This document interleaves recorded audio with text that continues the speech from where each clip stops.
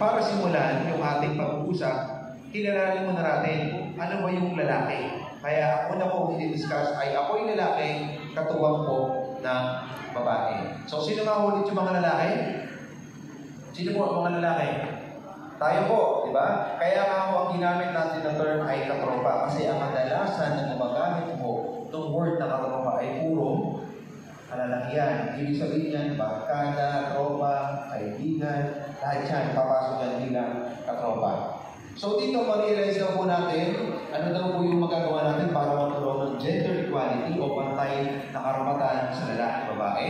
At syempre, ma-realize na po natin ano po yung kapasitan natin bilang kapareha ng ating misis at ma-realize natin personally ano po ba yung humahadlang sa atin para maging pantay yung babae at lalaki pagdating po sa ating kahanan at maging makabagong lalaki o makabagong katropa. Yan. So, naimulan po tayo sa pagkakaiba ng babae at lalaki at dyan po sa imahe, makikita nyo kagad kung sino po dyan ang lalaki at kung sino po yung babae. Sino po dyan ang lalaki? Yung nasa kaliwa o yung nasa kanan? Yung nasa kaliwa. So, madali kagad i-distinguish, di po ba? Kasi nga, mayroon tayo palaging inaasahan pagdating sa babae at lalaki. So, kilala niyo po ba yung lalaki dyan sa imahe? Kilala? Yung iba ho siguro hindi. Ayan. Kung hindi ho kayo gaanong active sa social media at hindi ho kayo gaanong nanonood sa YouTube, yan po si Kong TV. Isa ho yan sa mga pinakakilalang vlogger po dito sa Pilipinas sa ngayon. Diba? Tapos, yung nasa kanan, siya naman po yung babae. So, kilala niyo po ba siya? Si Bubbles. Ang kapartner ni Tanggol sa Batang Quiapo. Tama ba? Nasaan ba yung kwento ngayon? Ang huli kong yung pinagsusot siya ng... Nirape ba? Parang nakita ko sa Facebook, nasa basurahan. Tama, totoo ba yun? Nirape pa nasa basurahan. Yun pala. Siyempre, kakandihan na yun. Tanggol, Hindi pwede ganun, So, ang artista mo yan ay si Ivana Alawi. Isa rin mo yan sa mga pinakasikat ngayon na actress sa Pilipinas. Yan. So, alam ka ganun. So, ngayon, dahil meron tayong inaasahan pagdating sa babae at lalaki, at ang naniniwala tayo at ang alam natin, ang babae daw po ay kabaliktaran ng lalaki. Totoo po ba yan? Totoo? Ang babae kabaliktaran ng lalaki? Ano po alam natin? Tama ba yan? Tama. Diba? Yan yung ating nakagisnan o nakalakayan natin na yung babae kabaliktaran ng lalaki. Pero, para malaman natin, isa-isayin natin, sige nga, tingnan po natin, ano ba yung mga sinasabi natin na, ano yung sinasabi natin ng mga ugali at ginagawa ng babae. Isa-isayin natin. Dito po sa side na to, sa kaliwa ko, dito sa kabilaan, hihingin ko po kayo ng mga ugali at ginagawa na pag sinabi nyo, automatic, lalaki po yung papasok sa isip nyo. O pwede po ba? Kaya yun? Kaya, ugali at ginagawa na pag sinabi nyo yung salitang yun, automatic, lalaki po yung papasok sa isip nyo. Kaya, okay. Dito po sa kabila, sa kanan ko, hihingan ko po kayo ng mga ugali at ginagawa na pag sinabi nyo, automatic, babae po yung papasok sa isip nyo. Kaya po ba? Kaya. Ayan. So, pwede baka makisuyo ako sa mga BBWs, pwede po ba? Tatanungin ko sila, pakilista lang po kung ano yung mga ugali ng mga lalaki. Okay yan? Okay. Sige, Angel na daw magagawa. Okay, dito unahin ko. Isa-isayin po natin. Isa-isayin ha. Huwag magkagalo. Ugali po at ginagawa na pag sinabi nyo ay lalaki po ang pasok sa isip natin. Ugali at ginagawa ng lalaki. Dito po. Ano po? Nagtatrabaho. Pwede po yun. Tanggap. Pag sinabi nagtatrabaho, automatic, papasok sa isip nyo, lalaki. Okay. Iba pa po, ugali at ginagawa ng lalaki. Yes po. Babaero. Tama ba? Tanggap yun? Pag sinabing babaero, yan ay lalaki. Meron pang iba? Lasinggero. Patay. Alam na. Pag sinabing lasinggero, yan daw po ay lalaki. Meron pang iba? Sugarol. Nag-i-scatter. Huli kayo, di ba? I-scatter na ngayon. Dati online sabong. Ngayon medyo nabawasan yung online sabong iba, nasa i-scatter. Di ba? Pag sinabing sugarol, lalaki. Meron pa? Ano po? Barbelista o nagbubuhat. Pag sinabi nagbubuhat, yan daw po ay lalaki. Ayun, pag nag-gym, lalaki yan. Meron ba? Yes po. Yes po. Dito naman po tayo. Basagulero daw. Sige, dadako tayo dyan. Basagulero. So, nalista dyan, ha? Okay. Next po. Sino po? Ugali po at ginagawa na pag sinabi niyo babae po ang papasok sa isip ninyo. Chismosa. Tanggap yun? Pag sinabi chismosa, babae. Okay, malista po. Babae, chismosa. Lagi papaganda. Lagi nagpapaganda. Pwede yun, tanggap yun. Pag lagi nagpapaganda, lalaki. Okay, iba pa pong sagot. Kayo po. Ugali at ginagawa ng babae po.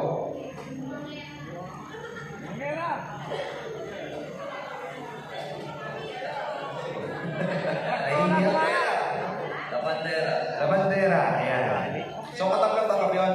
Okay yun? Pag sinabing labandera o naglalaba, yan ay babae. Pwede. Okay, tanggap yun. Iba pa po.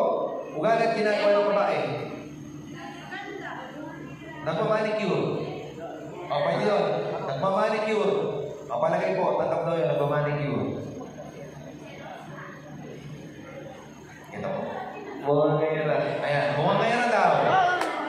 Ayan. Kung may away mamaya. Buti mawala ang misis nyo dito. No? So, pag sinabi natin na bungangera, yan po ay babae. Meron pang iba? Palautos. Parang gusto ko yun na. Yeah. Pag sinabing palautos, babae daw yan. Yes, yan. Ano yan? O kaya ginagawa ko ng babae? Minsan nagmumodelo. Modela. Yan. Model daw. Ayan. Pag sinabi natin modelo o modela, yan po ay babae. Okay? So, okay na yun. Mamaya, babalikan natin yung mga example na binigay nyo kung totoo ba na ang babae ay kabaliktaran na lalaki. Pero, ito ho ang mga nakagis na natin na mundo po ng mga lalaki. Ayan. So, ang inagis ng mundo po ng mga lalaki, ang lalaki daw po ay mas malakas kaysa sa babae. Tama po ba yan? Tama? Tama yan, di ba? Kaya nga pag medyo mabigat po yung ating gawain at ang kailangan po medyo may bubuhatin, automatic, kung hindi si kuya, si tatay po yung ating tatawagin. Tama ba? Tama. Sunod po dyan, hindi dapat siya nagpapakita ng kahinaan katulad ng pag-iyak at pagsasabi ng nararamdaman, lalo na sa kapwa niya, lalaki. Yan. So, yung lalaki daw po, pag problemado, hindi yan basta-basta pwede magsabi sa kapwa niya lalaki. Bakit? Yung kumpare ko, hindi na, nagsasabi. Simple-simple ng problema, hindi magawa. Ito pa, isa. Pag yung kumpare mo, lagi kayong magkasamang dalawa, panigurado sa likod nyo, may nag-chase sa inyo. Tama ba? Tama ba? Pag yung kumpare mo, lagi mong kasama kayo, kahit saan kayo lagi magkasama, panigurado sa likod nyo, may nag-chismis na. Ano chismis? Dito kaya sa dalawang bakla. Pamilyar? Di ba? Madalas, pero kantsawa lang naman, kahit na totoong lalaki parehas, pero hindi nawawala na nakakantsawa natin na gano'n. Palagi mo magkasama yung dalawang kumpare. At siyempre, mga sinasabi natin sa lalaki kung nagpapakita ng kahinaan, magpakalalaki ka nga o para kang babae. Kasi nga, dinilin na lagi yung babae na mas mahina. Tama ba? Yan. So, tama, no? Pag medyo lalamya-lamya ako, yung magpakalalaki ka, parang babae. Yun. Sunod.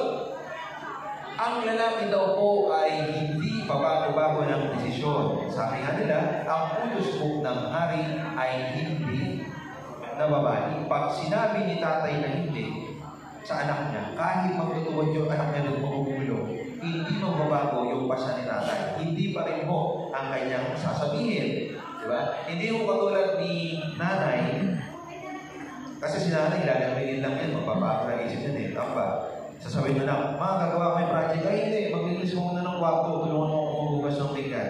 Pag nagawa na ng anak yun, pag nagpaalam ulit, papayagan na. Tama ba? Pero si tatay, kahit anong gawin mo dyan, hindi. Sinabi ko lang hindi. Manatili ka dyan. Hindi ka pwede umalis. Ganyan daw yung mga tatay. Kaya nga, ang mga lalaki din daw po ang tagapag-desisyon sa loob ng pamilya. Kasi nga, hindi ho, mabago-bago yung pasya. Firm. Diba? At syempre, ang sukatan ng pagkalalaki ay madalas nababase sa dami ng sexual partners, ilang beses makipagtalik, pagkatuli, at ilan ang anak. So, nakahimik na kayo. Nakakita niyo yung sexual partners. Yan. Bakit? Kasi sa isang kumpuman po ng lalaki, magkukwentuhan yan. Diba? Magkukwentuhan yung mga isang kumpuman. Pag may dumaan ang babae dyan, tuturo nun ng isa. Pare ito, jowa ko to. Ito kapit ito, binabae ko to. Pero yung respeto sa kanya ng kapwa ng lalaki, ang taas. Boss, amo, Lodi, diba? Bakit? Daming chicks yan idol yan boss. Diba? Totoo yun. Kasi nga, lalaki ng kwentuhan. Pag mas marami kang chicks, mas sikat ka sa tropa mo. Diba? Mas ka-respeto ka. Pero, nakadinig na po ba kayo na isang kumpukan ng kababaihan? Halimbawa dito, may nakatumpok na babae dito. Nakatumpok. Nagkukwentuhan sila. Mare, ito, jowa ko to. Ito, kapit ako na to. Ito, binabahay ako to. May magkukwentuhan kayong babae na gano'n? Wala. Bakit? Bakit wala magkukwentuhan babae sa tingin ninyo? Kasi nakakasira o kaya ay nakakahiya. Kasi babae yung gumagawa. Tama ba? At sa Pilipinas, kapag lalaki po yung gumagawa, tama. Pero pag babae po ang gumagawa, mali. Yan yung aalis din natin. Bakit ganun? Diba? Pag lalaki, tama. Pag babae, mali. Dapat pantay lang. Pag hindi dapat ginagawa ng babae, hindi rin dapat ginagawa ng lalaki. O ba't nakakawag kayo ng ulo? Parang mahirap gawin ha? Parang labas sa kabila yung sinabi ko, diba? Pero totoo yan. Yan yung madalas na nangyayari, diba? Totoo yun. Siyempre, ilang beses makipagtali. Pag pinagkwentuhan kayo ng kumpare, pare, twice a week kami magtali ng misis ko twice a week. Dalas. Ay, siyempre, yung kumpare mo, hindi mo papatalo. Ay, ako, 3 times. 3 times a week? Ay, hindi, 3 times a day. Diba? Pag-gising mo sa umaga, ngayon, medyo presko, di ba? For sure, pag-gising sa umaga, kanina ng mga kalalakihan ng madalang araw ay nakatayo. Siyempre, para lumambot dyan, kakalagad ka ay may sisma, hindi siya nakatayo di ba? Almusal na yun. Pagdating ng tanghalian, pag-uwi mo, nakita mo, maiksi yung short ng misis mo, para nainganyo ka, tanghalian na. Pangalawa. Tapos pag-uwi mo sa gabi, papuligo yung misis mo, kay bako mo. Papasama-sama yung buhok. Yari na to. Bako di ba? 3 times a day. Ganun ka kaya ba? Di ba? So, mas lalaki ka ngayon tingnan sa barkada mo. Bakit? Dalas 3 times a day. Ako, twice a week lang. Isa pa, yung pagkatuli, ito, maaga ito. Na-experience siguro na lahat to. Di ba? Nung tayo ay bata at pag hindi pa mo kayo tuli, at nalaman ng kalaro yun, matik, iiwasan ka ng mga kalaro mo. Hindi ba? O kaya kakatsaw ka, siguro ito, hindi pa tuli. Dati kalaro yun, hindi natin pati yan, hindi pa tuli. Di ba?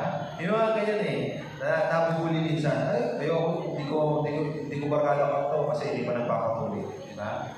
At dahil lamang din kayong makatuli, baka meron hindi nakakapagpatuli sa inyo, meron mo tayong libreng tuli magpalis na lang mo kayo. Saan ba kayo na libreng tuli natin? Sa Bangal Extension. Meron yun pala, yun. Kung hindi pa mo kayo nakakapagpatuli, libre ho. Meron sa Bangal Extension, pwede mo kayong magpunta pagkatapos mo dito. At sigurado, lahat po na makakakita sa inyo ay tuwa. Kikiligin pa yun. Ay, si Kuya magpapatuli. Di ba? Totoo yan. So, baka may interesado, Bangal Extension meron tayo. Ayan. At syempre, basehan din po sa pagkalalaki kung ilan po ang bilang ng anak. Sunod po, tapang at karasan ang gamit sa pakikipag-ayos ng problema at alitan. Bihirang-bihira po sa lalaki, yung pag may nakaaway, kakausapin. Di ba?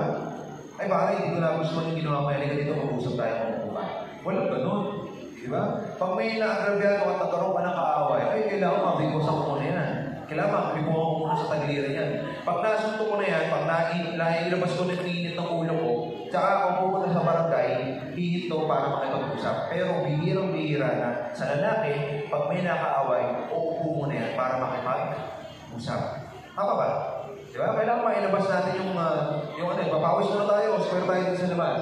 Sunod, ang mga lalaki din daw po ay may paunahing responsibilidad na maghanap buhay dahil tayo daw po ang haligi ng tahanan. Tama ba? Ay si nanay, ano naman ang posisyon ni nanay? Speaker ng